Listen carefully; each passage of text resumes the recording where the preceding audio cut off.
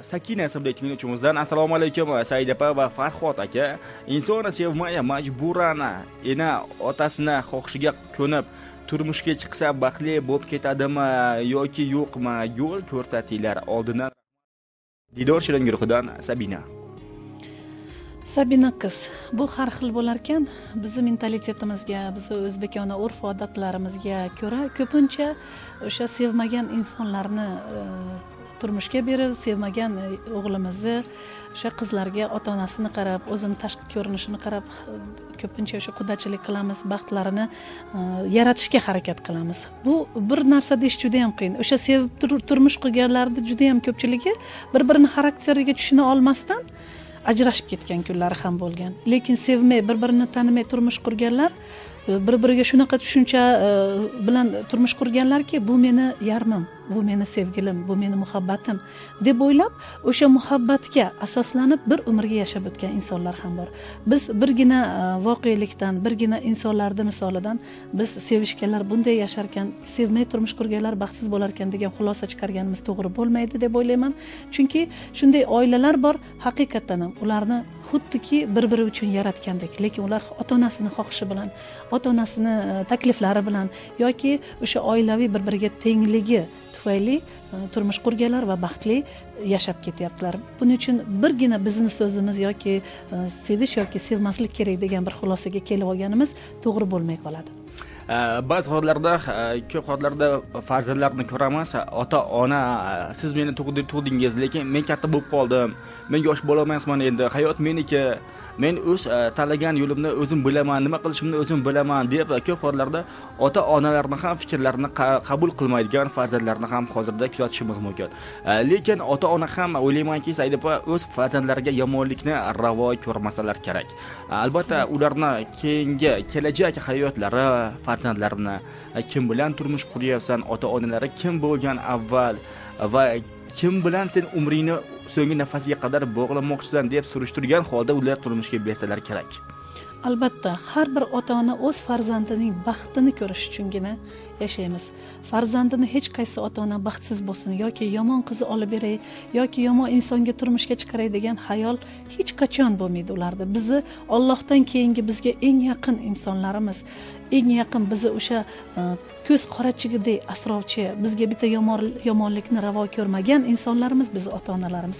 Bunday insonlar esa o'zlari albatta bizga faqat qani qo'lida bo'lsa hammamizni baxtimizni o'zlari ta'minlay olsalar, qancha ota-ona farzandining baxtsizligi, omadsizligi tufayli qancha ota-onalar qiynalib yashaydilar. Farzandiga bir tikon kirsa, albatta ota-onaga o'sha xanjar sanchgandek og'riq bo'ladi. Albatta ota-onaning fikri bilan hisoblashgan menimcha yaxshiroq. Men bu bilan o'zingiz sevgan insonni olmay qo'ying, yo bo'lmasa o'zingiz ko'nglingiz haqida aytmang. Ota-onangiz bilan do'stona gaplashib, suhbat qilib, ham o'zingizning ko'nglingizdagini topishingiz, baxtingizni izlashingiz mumkin. Ota-ona chunki siz bilan albatta fikrlasha oladi, u sizga dushman emas, u eng yaqin do'st. Shuning uchun ota-ona bilan albatta baham ko'rib har bir so'zimizni maslahat bilan ish qilsak, menimcha hech kimga yomon bo'lmagan. Rahmat, tashakkur. Yana bir bizda ajoyib bir hamma fikr, mana shu fikr asnosida savol ham mavjud.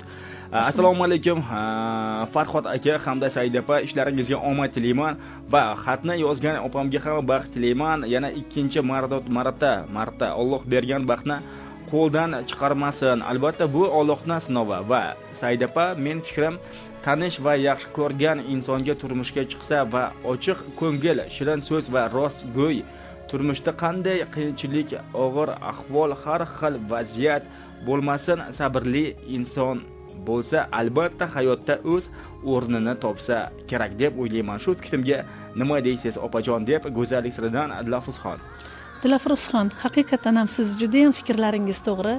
Agar biz yangi turmush qurayotib, o'sha sevgan insonimizmi yoki bizni o'sha bizga sevimli bo'ladi deb kelin qilgan insonlarimizga ko'nglimizni ochiq qilib, ularga qiz bo'lib borsak, biz uni farzandi kabi borsak, ularda har bir fikri, munosabatini biz to'g'ri tushunib, bu insonlar chunki shuncha mablag' sarflab o'g'liga baxt qatori sizni olib beryaptilar. Haqiqatan ham Dilafruzxonni tushunchalari juda ham to'g'ri, fikrlari to'g'ri. Qizlarimizni qani endi hammalari shunday fikrlasalar, shunaqa ko'ngil bilan, to'g'ri ko'ngil bilan biz kelin bo'lib borsak, qadam qo'ysak bir o'zga xonadonga, menimcha faqat baxt bizniki bo'ladi. Qolgan munosabatlar, qolgan muammolarni hammasini birgalashib yechsa bo'ladi. Rahmat, tashakkur. Va yana bizda savol. Assalomu alaykum Farhod aka hamda Said opa. Efirlaringizni mirqab tinglayapman. O'zimni hayotimdan olib sizlarni fikr, mulohazalaring kerak va asqotishni bildim. Opa, meni fikrim hayotda sevgi yo'q. Bir-birini hurmat, izzat va bir-biriga o'ta qattiq o'rganib qolgan. Shu narsalar sevgi deb ataymiz. Shundaymi? Ынтымак maftunkora guruhi malikasi Aziza. Aziza qiz, sevgi bo'lmasa shoirlarimiz nima uchun qo'llariga qalam oldilar? Sevgi bo'lmasa nima uchun odamlar o'sha hamma yaqin tanishiga uylanib olsa, turmushga chiqib olsa bo'laveradi-ku. Bu sevgi degan narsa bu yorqin yulduz. Bu qaynoq bir quyosh taftidan ham qaynoq narsa. Siz Aziza qiz hali sevgiga uchramabsiz asalim. Agar sevgi sizga uchraganda siz boshqacha qarardingiz. Siz shunday deb o'ylayapsiz, mayli, o'sha mehr deb o'ylayvering. O'sha mehr ham, o'sha muhabbat ham sevgini natijasida paydo bo'ladigan narsa. Ishonchimiz komil, albatta, sof muhabbat, sof sevgi egasi bo'lasiz. Albatta. Intizorlik kutsangiz. Yana bizda ajoyib tinglovchimizdan assalomu alaykum opajon. Men bitta qizni gapiga hayron qoldim. Eshitib, bachka bo'chagina qiz. Opa, lekin u qiz oilali bola bilan yurganini yaqinda bilibdi, ammo u bola ikkinchi xotin qilishni aytganini aytgandek bo'libdi. Bu yerda juda ham ko'p xatoliklar, hozir harakat qilaman. Ikkinchi turmushda bir tushunganimi? Hozirda bir yaqin do'stlari bir bola bilan yurgan ekan, uni bilsaki oilasi bor ekan. U bola shunday deb aldabdi. Balki aldigan bo'lishlari mumkin, balki ishontirgan bo'lishi mumkin, balki rost gapirgan bo'lishlari mumkin. Ikkinchi umr yo'ldoshim qilib sizni olib yuraman, shunga rozi bo'lsangiz va shunday holatlarga juda ham ko'p shunday holatlar bizda duch kelmoqda. Bunday holatlarga sizning qarashingiz va nigohingiz va maslahatingiz? Men bunday holatlarga har doim qarshi bo'lganman va umrimning oxirigacha buni diniy yo'lga solishga harakat qiladilar ba'zilar. Chunki islomda shunday deyilgan, 4 ta ayol olishga ruxsat berilgan, lekin o'ylang, biz insonmiz. Hech qachon bitta insonga bo'lgan munosabatimizni ikkinchi inson bilan bo'lisha olmaymiz. Balki bordir, insonlar jannatga kirish uchun o'sha o'zlariga kundosh izlab, kundosh olib bergan ayollarni ham eshitganman, ko'rganman. Men ularga har doim aytaman, sizlarda psixologik holatingiz normalmi? Joyidami? Siz qanday qilib o'zingiz sevgan insonni yana bir boshqa bir begona bilan bo'lishib, uni munosabatlarini bo'lishib, eng yaqin insoningizga yana kimnidir juda ham yaqin inson bo'lishini qanday qilib ko'taradi? Men buni tasavvur qila olmayman. Meni pozitsiyam qarshi. Mana qizalog'imizga bo'lsa, o'z baxtini shoshib kutgan, uylangan yigitga o'sha ikkinchi ayol qilib olaman deyishini o'zi bu o'sha qizga nisbatan hurmatsizligi. Nima uchun? Bo'pti, mayli, bitta enga o'sha qiz ham o'ylanish kerak. Birovni uyi, birovni oilasi, uni farzandi bor. Siz o'ylamang, sizga muhabbatini farzandidan, ayolidan keyingina bo'lishadi. Bir dugonamning she'rlari bor edi. Shunaqa bir keng fikrda yozilgan she'r, bu erkin she'r deyiladi. Nazira Matyoqubova degan dugonam bor. U inson shu hozir O'zbekistonda Oliy Kengashda deputat bo'lib yuradilar, lekin shunaqa bir qizlarga aytmoqchi bo'lgan narsamki, shunday bir o'tkir qalam bilan haqiqatni yozib qo'ygan bir she'rlari bor.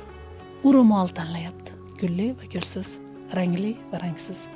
Siz o'ylaysiz, u meni sevadi, qalbida men bor. Lekin u o'z ayoliga ro'mol tanlayapti. Oldi ro'molni, kelinchakni boshiga yopdi, quchdi, ko'tarib aylantirdi. Jonim sizga yarashdi. Siz o'ylaysiz, u baribir yuragida meni sevadi, u meni deydi.